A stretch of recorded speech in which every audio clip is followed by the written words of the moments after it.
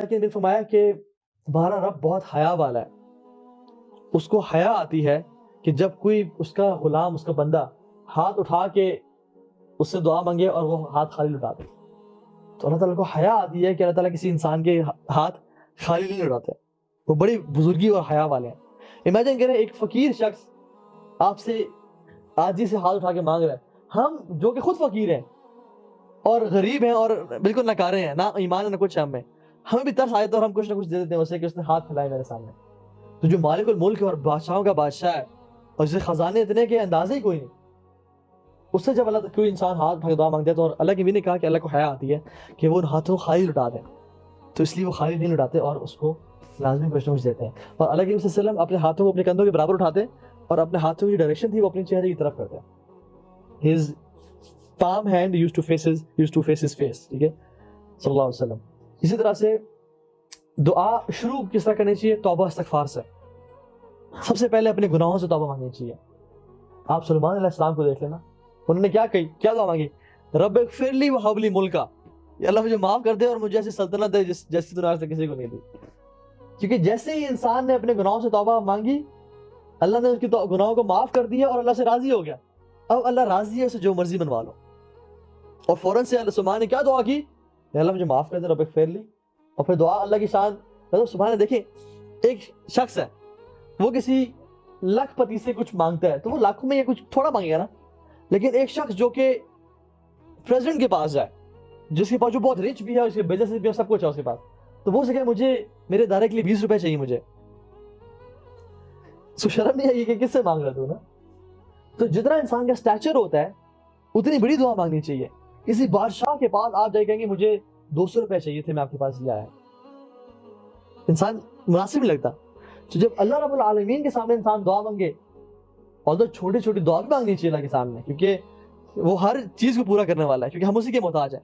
لیکن انسان بڑی سے بڑی دعا مانگے تو اپنے دعا کے جو سینڈز ہیں ان کو بھی ریز کر لیں. سلیمان علیہ السلام نے کیا دعا مانگی؟ ان سے جو غلطی ہوئی، کیا غلطی ہوئی کہ گھوڑے کی وجہ سے ان کی نماز میں ڈیلے ہو گئی، and he was fascinated by the horses. ٹھیک ہے، تو انہوں نے کیا؟ رب اغفر لی وہب لی ملکا، یا اللہ مجھے معاف کر دے اور مجھے اب تو نے معاف کر ہی دیا، مجھ سے راضی ہو گیا ہے اور میرے گناہوں کو نیکیوں بدل دیا ہے، تو مجھے ایسا ملک دے جیسا تو نے آج تک کسی کو نہیں دیا.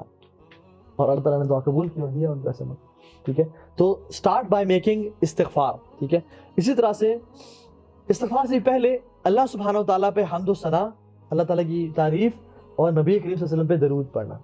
ایک صحابی آئے اور انہوں نے آتے ہی ہاتھ اٹھایا دعا مانگنا شروع کر دی، یا اللہ مجھے یہ دے، یا اللہ مجھے وہ دے، جیسے ہم لوگ یا اللہ پاس کر دے، یا اللہ یہ پیسے دے دے، یا اللہ رزق دے دے، کوئی حمد و ثنا اور درود. تو اللہ کی نے کہا کہ عجلت، تو نے جلدی کی ہے، تو یہ چاہیے تھا کہ اللہ کی تعریف بیان کر، میرے پہ درود پڑھ اور پھر دعا مانگ. علی بن ابی طالب کہتے تھے کہ جو شخص اللہ کے نبی پہ درود نہیں پڑھتا نا دعا سے پہلے، اس کی دعا قبول نہیں ہوتی.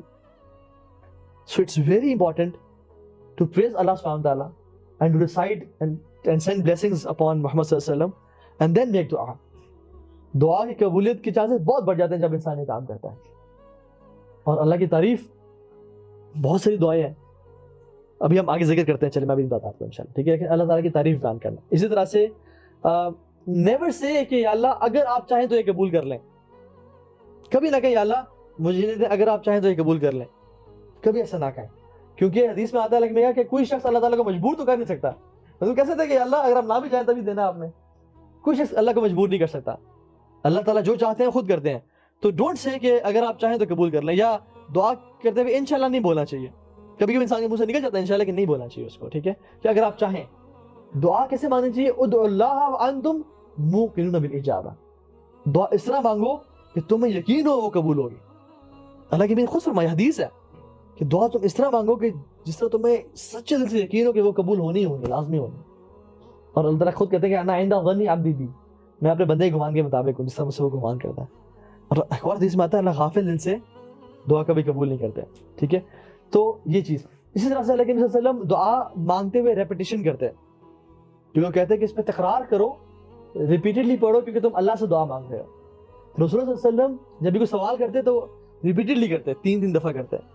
یا جب بھی کوئی اللہ تعالیٰ کی سے کوئی کی حمد و ثنا اور تعریف بیان کرتے اور کچھ مانگنا چاہتے تو اس کو ریپیٹڈلی کرتے، جس کی وجہ سے انسان میں عاجزی ان کے سارے بھی بڑھتی ہے اور اللہ تعالیٰ کو بھی یہ چیز پسند ہے. ٹھیک ہے، غافل 8 میں کے لیے اور یقین سے مانگنی چاہیے. میں نے آپ کو حدیث بتا دی, ادعوا اللہ وانتم موقنون بالاجابہ, کہ تم اس طرح مانگو جس طرح تمہیں یقین ہو. اسی طرح سے رسول صلی اللہ علیہ وسلم اکثر رو کے دعا مانگتے ہیں. رو کے دعا مانگنا بھی اس کی قبولیت بہت بڑھا دیتا ہے. ایک حدیث میں آتا ہے کہ رسول اللہ صلی اللہ علیہ وسلم بیٹھے ہوئے تھے اور کچھ صحابہ کے پاس اکٹھے ہوئے, اور یہ ان کے آخری دنوں کی بات ہے. تو انہوں نے کہا, صحابہ بیٹھے تو نے کہا کہ ابراہیم علیہ السلام نے دعا مانگی کہ ربی انہن اضللن کثیرا من الناس فمن تبعنی فانہ منی ومن عصانی فانک انت الغفور الرحیم. اپنے لوگوں کے لیے دعا مانگی کہ یا اللہ, آپ یہ جو میری قوم کے لوگ ہیں انہوں نے اکثر لوگوں کو گمراہ کیا کیونکہ یہ دین پہ نہیں آئے.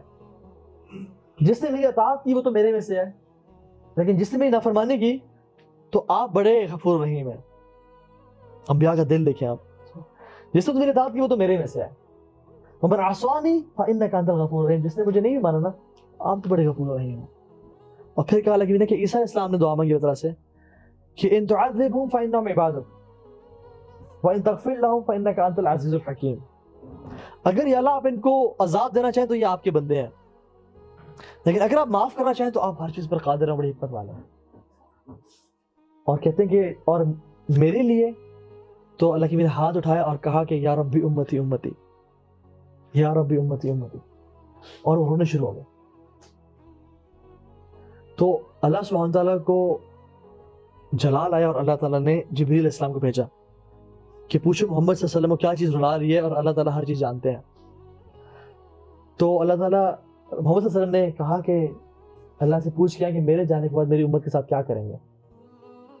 تو جبریل گئے اور جبریل نے اللہ تعالیٰ سے پوچھا, اور اللہ تعالیٰ نے جواب دیا اور کہا کہ بتایا کہ اِنَّا سَنُرْضِيكَ فِي أُمَّتِكَ وَلَا نَسُوءُكَ, ہم آپ کو آپ کی امت کے حوالے سے راضی کر دیں گے اور ان کو کبھی بھولیں گے نہیں. اور اللہ کے نبی رو رہے تھے ساتھ میں. اب یہ اس سے دو چیزیں ہمیں سمجھ آتی ہیں سبحان اللہ. ایک تو رونا دعا میں, عاجزی انکساری اختیار کرنا, اور دوسری بات اللہ کے نبی صلی اللہ علیہ وسلم کی ہمارے لیے دعا. واللہ اگر ہم ساری زندگی سجدے میں گزار دیں کہ ہم اللہ کے نبی کی امت میں سے, اور انہوں نے جو ہمارے لیے دعائیں کی, ہم شکر ادا نہیں کر سکتے. تو کبھی کبھی نا 2 نفل پڑھیں شکرانے کے کہ الحمدللہ ہم امت محمدیہ میں سے, جن کی تعریف, جن کی عظمت, جن کا پاک ہونا اللہ تعالیٰ نے خود بیان کیا, جن کی نگاہوں کا پاک ہونا, وما زاغ البصر وما غوا, خود بولا. جن کی زبان کی پاکیزگی, وما ينطق عن الهوى ان هو الا وحی یوحی. جن کا جو ہے نا جلسہ اور جن کی پریزنس اللہ تعالیٰ نے پاک قرار دی. جن کی امت کے بارے میں کہا کہ کنتم خیر امت اخرجت للناس. تو محمد صلی اللہ علیہ وسلم یہ وہ ہستی ہیں کہ جنہوں نے ہمارے لیے دعائیں کی, اور اللہ تعالیٰ نے کہا کہ انا سنردیک فی امتک ولا نسوءک, ہم آپ کو راضی کر دیں گے آپ کی امت کے معاملے میں, اور ہم ان کو بھولیں گے نہیں, ہم ان کو بھلائیں گے نہیں. اور یہی وجہ ہے کہ آج ہم اتنے گناہوں میں ہیں, لیکن ہمیں بندر و خنزیر نہیں بنایا جا رہا, اور ہمیں تباہ نہیں کیا جا رہا. یہ رسول اللہ صلی اللہ علیہ وسلم کی دعائیں ہیں. اسی طرح سے دعا کرتے ہوئے اللہ تعالیٰ کے نام لینا. اللہ تعالیٰ خود کہتے ہیں وَلِلَّهِ الْأَسْمَاءُ الْحُسْنَى فَادْعُوهُ بِهَا, اللہ کے تمام خوبصورت نام ہیں, ان کے ذریعے دعا مانگو. تو اللہ تعالیٰ کے نام یا حی یا قیوم, یا رحمان, یا ذا الجلال والاکرام, یہ دعائیں کرتے کرتے یہ ان کے نام پکارنا. ٹھیک ہے. ایک حدیث میں آتا ہے ایک شخص نے کہا یا ذا الجلال والاکرام, ایک صحابی نے کہا, تو اللہ کے نے کہا کہ تم نے اللہ تعالیٰ کے ایسے ناموں کا ذکر کیا ہے کہ اگر اس کے بعد تم جو دعا مانگو وہ قبول ہوگی. اور صرف ان صحابی کے لیے نہیں تھا, یہ ہم سب کے لیے.